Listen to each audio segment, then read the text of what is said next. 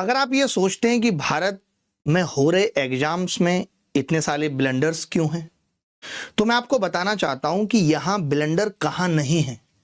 अगर हम आज अपने द्वारा बार बार चुनी जाने वाली एक ही सरकार से ये उम्मीद पालकर बैठे हैं कि नहीं नहीं एग्जाम सिस्टम ठीक हो जाएगा, और एग्जाम सिस्टम अगर ठीक नहीं हो रहा है तो उसके लिए जिम्मेदार कौन है? एसएससी के हम जैसे टटपूजे लोगों को लगता है इनकी वजह से एसएससी ठीक नहीं हो रहा है।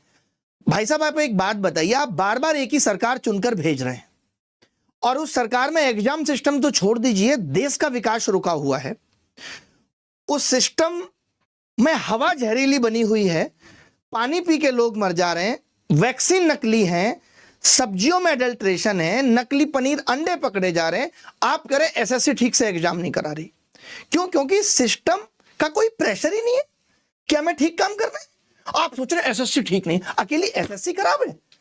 कानपुर जैसे शहर में एक 14 साल की बच्ची के साथ नेता और पुलिस रेप करके उस बेटी को उनके घर के सामने फेंक जाते हैं, या लोगों के अंदर खौफ खत्म हो गया है।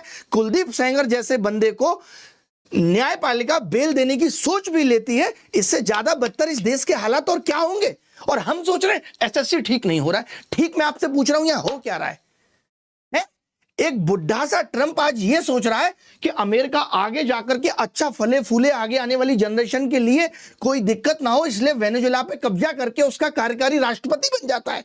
और हमारे देश के प्रधानमंत्री को क्या है कि उनकी रैली निकल रही है, वो मंदिर में दर्शन करने जा रहे हैं तो चारों तरफ प्रधानमंत्री जी की फोटो, ऐसे लगता है भगवान साक्षात तो यही जा रहे हैं, भगवान के दर्शन के लिए निकले हैं। भगवान भी मंदिर से बाहर आके कहते होंगे अरे मैं आ रहा हूं, आपने महाराज कष्ट क्यों किया? क्योंकि बायोलॉजिकल आप है नहीं।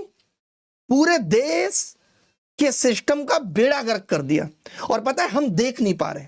एजुकेशन तिलंडे में जा चुकी है। हेल्थ की यह हालत है कि एमपी में एचआईवी का ब्लड चढ़ा दिया गया। ना हमारे देश की हेल्थ ठीक है, ना हमारा एजुकेशन सिस्टम ठीक से चल रहा है।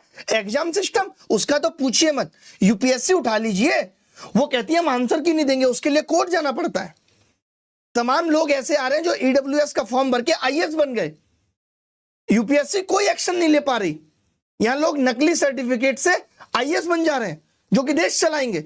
नेता नकली बन रहे हैं, आईएएस नकली बन रहे हैं। रेलवे टाइम से भर्ती नहीं देगा, रेलवे में बस किराया बढ़ेगा, सुविधाएं बिल्कुल नहीं बढ़ेंगी। आज आप दिल्ली की रोडों पे निकल जाइए, हमारा पब्लिक ट्रांसपोर्ट, शर्म सी आ जाती है। पता है कल मैं दिल्ली में चल रहा था तो बस के पीछे शीशा टूट गया तो पिलाई लगा दी। ये हमारा पब्लिक ट्रांसपोर्ट का हाल है। फिर कहते हैं रोड पे जाम बहुत है। जब पब्लिक ट्रांसपोर्ट खराब होगा तो रोड पे जाम तो रहेगा ही।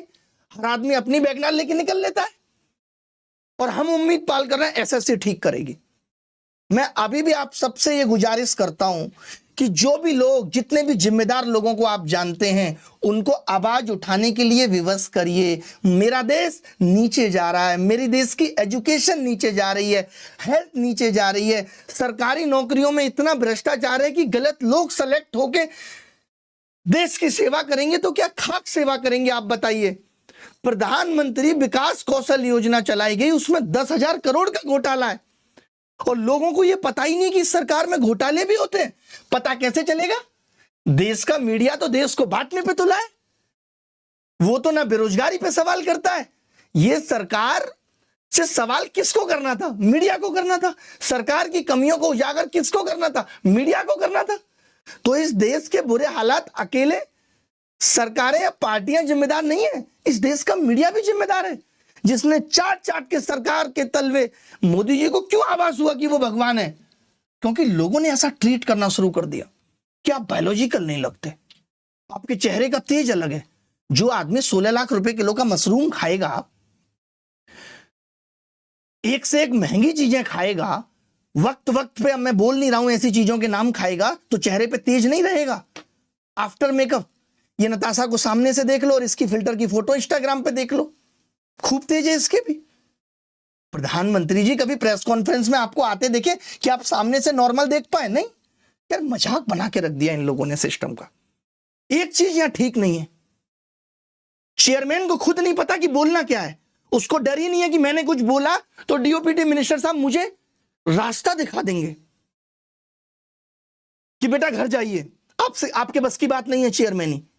वो बंदा कभी कहता है कि एआई पेपर बना रहा है, फिर आगे आके इंटरव्यू में कहता है कि नहीं एआई का कोई रोल नहीं है हमारे पेपर में।